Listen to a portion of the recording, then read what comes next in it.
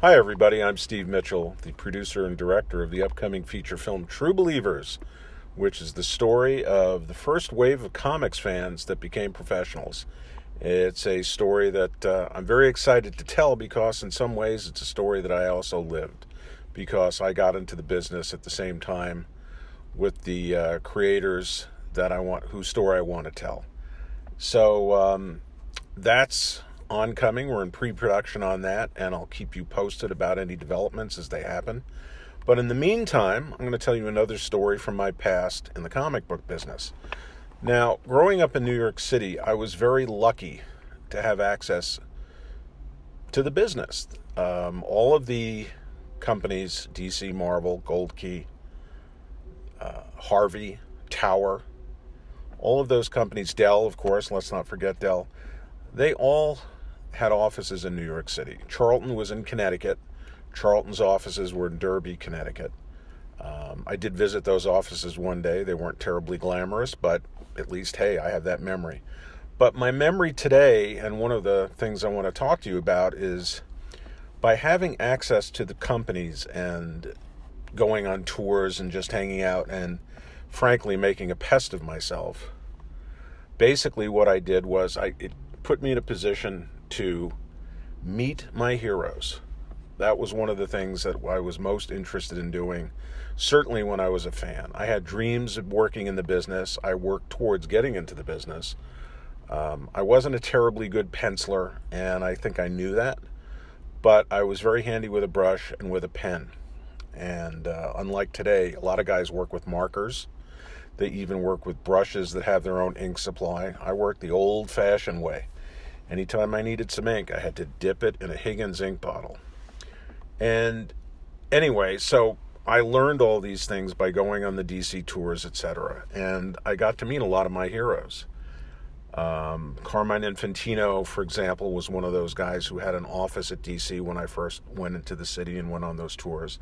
And he was pretty accessible.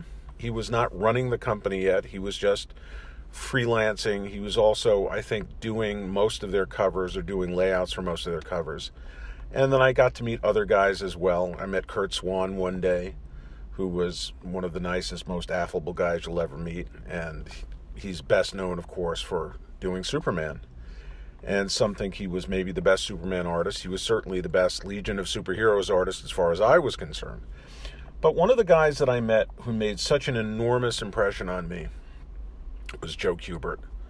Joe Kubert was one of those guys where if you had a Mount Rushmore of guys in the comic book business, in my opinion, Joe would be one of those guys. The other three, well, that might make for an interesting evening of cocktails and arguments and debates. But Kubert, to me, was one of my gods as a fan and also as a pro. I knew his work, his comics work, of course, from the DC War books, and it was not that cool to be a War book fan, maybe. Those books were created, I think, with general readers in mind, not the hardcore superhero fans, and I like superhero comics. But Joe was the man who made Sergeant Rock the superhero of war comics. Joe also worked on all the other characters, the Haunted Tank, Our Fighting Forces, Gunner and Sarge, The War That Time Forgot, which was a great comic where GIs would fight dinosaurs on some lost island somewhere in the South Pacific. And Joe drew for all of those books. Those books were edited by a guy named Bob Kanigher, who... Bob Kanigher is a story unto himself, and I'll just say that in all the years that I worked in comics, I never met anybody quite like Bob, and maybe he'll be the subject of another podcast somewhere down the line. But let's get back to Joe. Joe was a guy who did something that very few artists did. He brought a tremendous sense of drama and emotion to his work.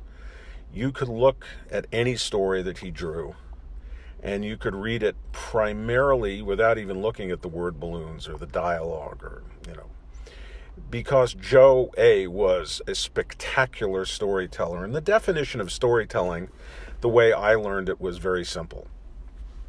Read the comic without looking at the words. If you knew what the story was about by the time it said the end, you were in the hands of a really good storyteller. And Joe excelled at that.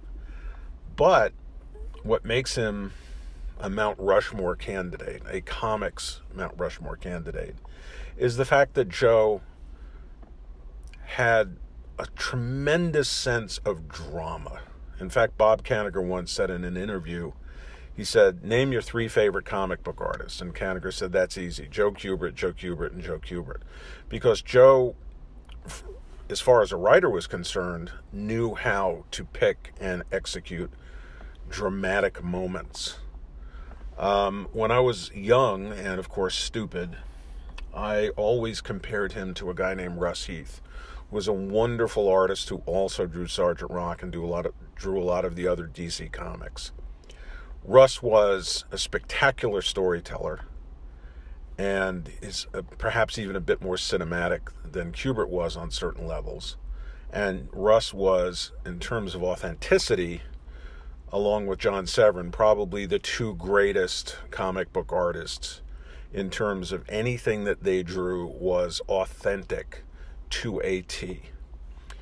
And yet, there was something more powerful about Joe's work, even though as a young guy, I would look at Russ's work or Severin's work, and a Tommy gun looked like a Tommy gun, an M1 looked like an M1, tanks looked like a certain kind of tank. They were always authentic. And I was lucky enough to meet Joe probably on one of my visits, or certainly when I first started to work at DC. I did a couple of days during an Easter vacation one year. It was my junior year in high school at the High School of Art and Design, which was a New York school that happened to be 3 blocks from DC's offices.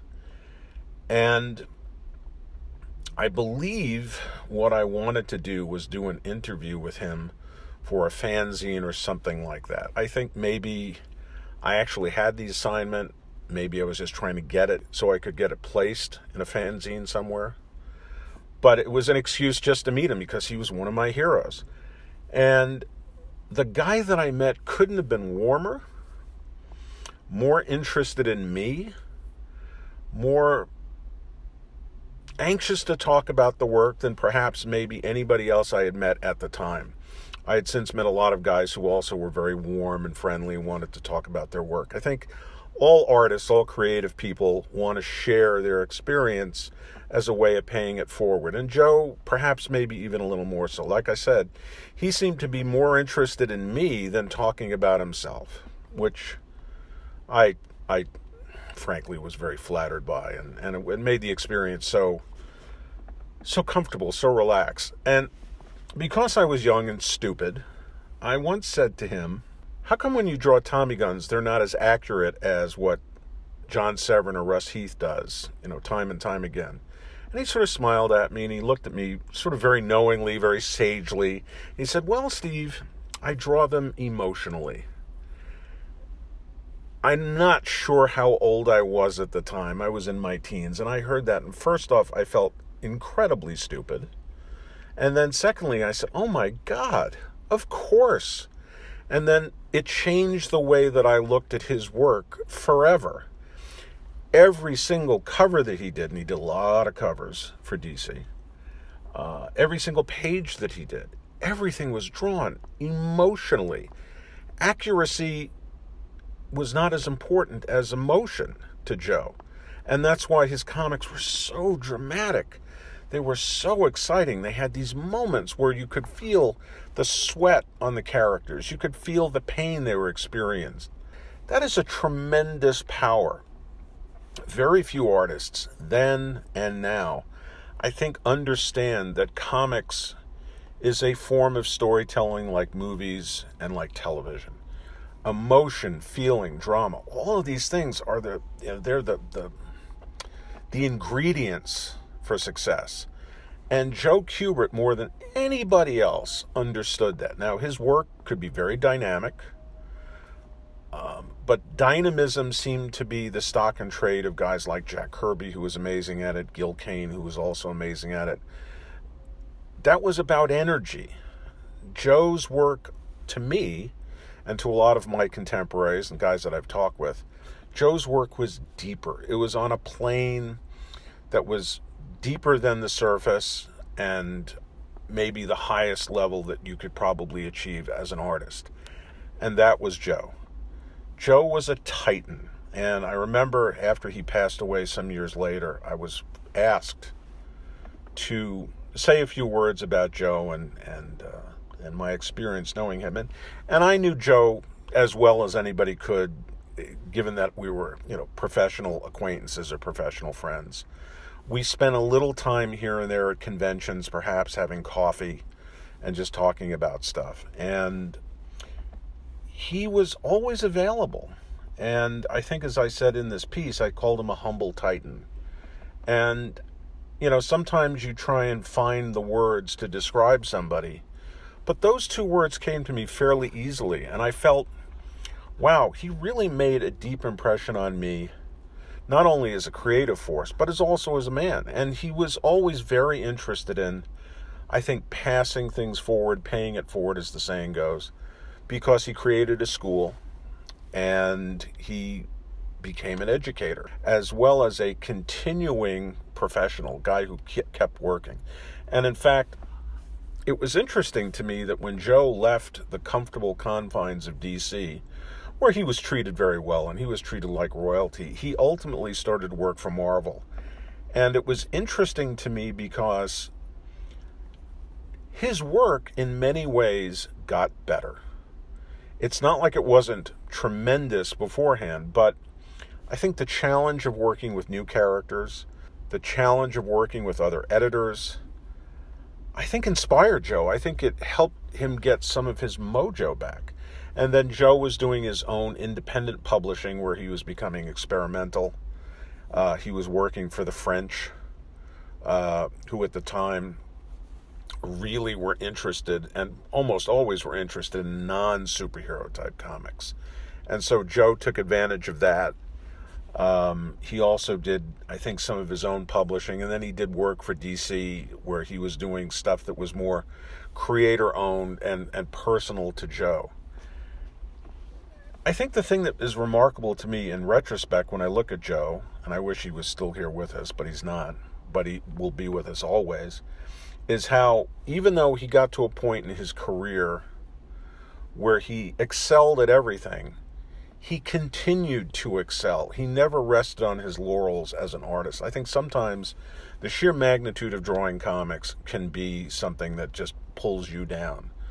As an inker, I inked thousands of pages over my career. I actually would probably be shocked if I did a head count on the amount of pages I did. I probably will never have any idea.